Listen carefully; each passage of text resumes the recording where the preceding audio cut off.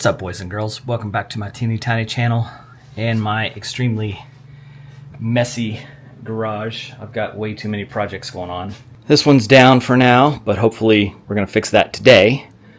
That one's down for now, going through the cooling system, so that'll be a different video. So let me bring you up to date on the LS Swap DeLorean.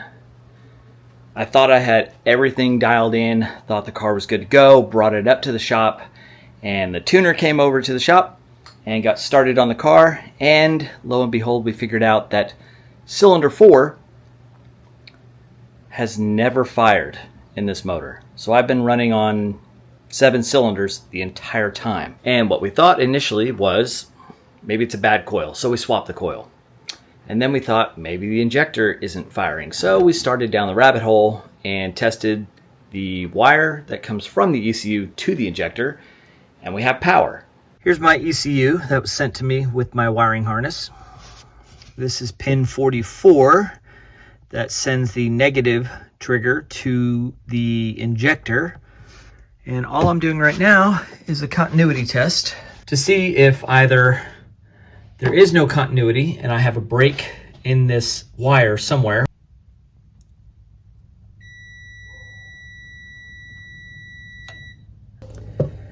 You can see, so after running the car for a while, you can see this one is bluish because it got hot. This one is bluish because it got hot. That one's bluish because it got hot. But this one is not bluish because it did not get hot. We checked the coil, replaced it with a different one, same issue, pulled the plug was good, pulled the wire off of the injector and tested the power portion of it. It's getting power. It was not getting the negative signal, I guess, is what I was told. It wasn't pulsing or something. So I was told to check continuity on that wire, make sure it's good, and if it was good, then chances are I have a bad driver in the ECU. I ordered another ECU, but before I go through all of the trouble of swapping these out, I decided to pull the fuel rail, pop the injector out, and let me test that. And guess what? I don't think I have a bad driver in an ECU. I have a dead injector. So, the other ECU, leaving it in there. I'm going to replace this, and we'll fire this thing back up and check it then. I think we'll be fine. If you are going to buy the wiring harness from LS DeLorean that Josh makes, the stock one with stock ECU is $1,500.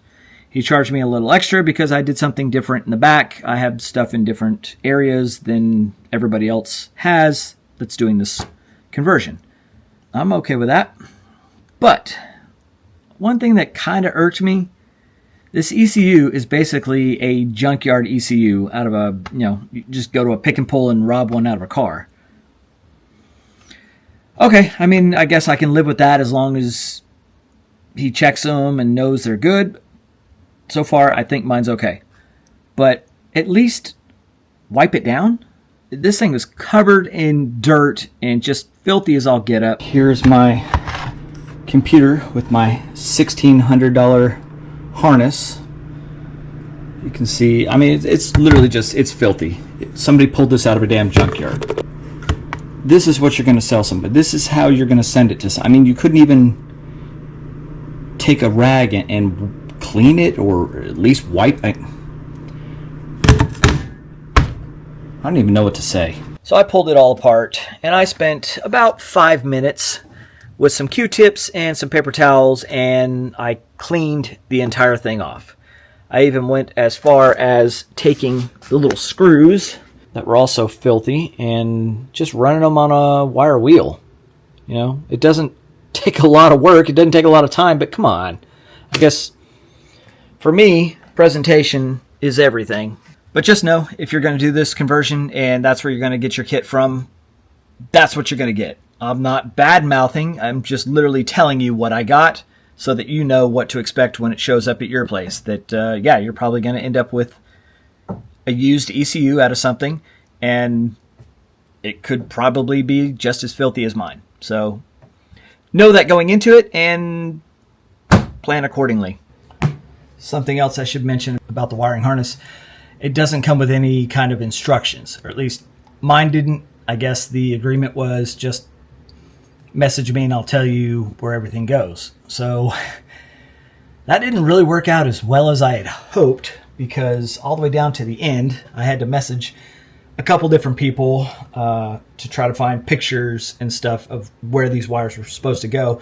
Now, the wires on the engine side, everything is labeled. That was pretty easy to figure out. It's on the inside of the car that, you know, if you're not a DeLorean person or you don't know these cars that well, then you're going to have a little trouble trying to figure out what's supposed to unplug and where these wires are supposed to plug in.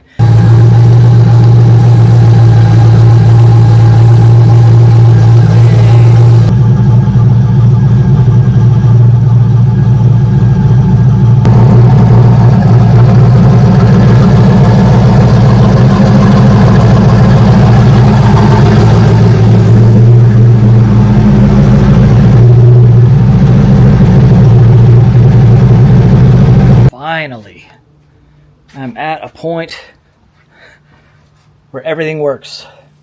So the car was idling here for, it's been quite a while now, and temperature got up to about 214. Fans kicked on, both of them, right when they should. Cooled it back down. It was kind of hovering around 207 or so. I know these LS motors like to run a little hotter. One tiny little leak right there. But I got it cinched up so it's not leaking now. Fuel injector is in, no leaks down the rails. Things might be looking up. Now it's time to get it, I guess, final tuned and dialed in, and she's ready to hit the streets. Oh, I have to run to the tax office and get plates. Minor details.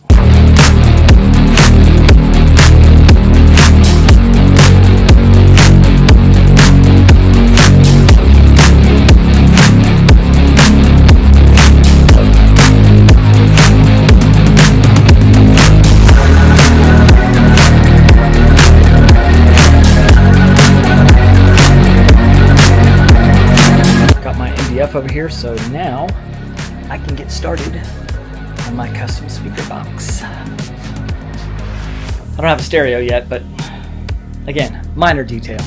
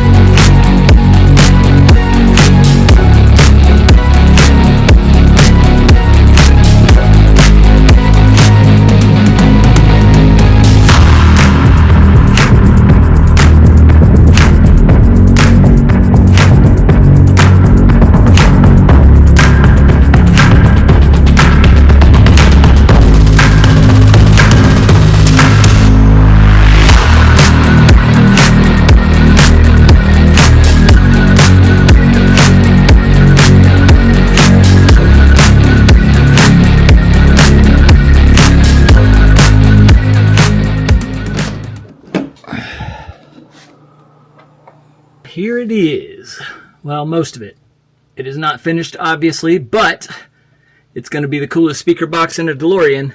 If you've watched my channel and you've seen the cars that I build, you know that I do not build them just like everybody else. I always put my own personal touch on it, my own spin, and make it unique. So what do you think my speaker box is going to end up looking like? Leave me a comment below. Take your best guess. Thanks so much for watching. Stay hungry, stay cool, and stay foolish.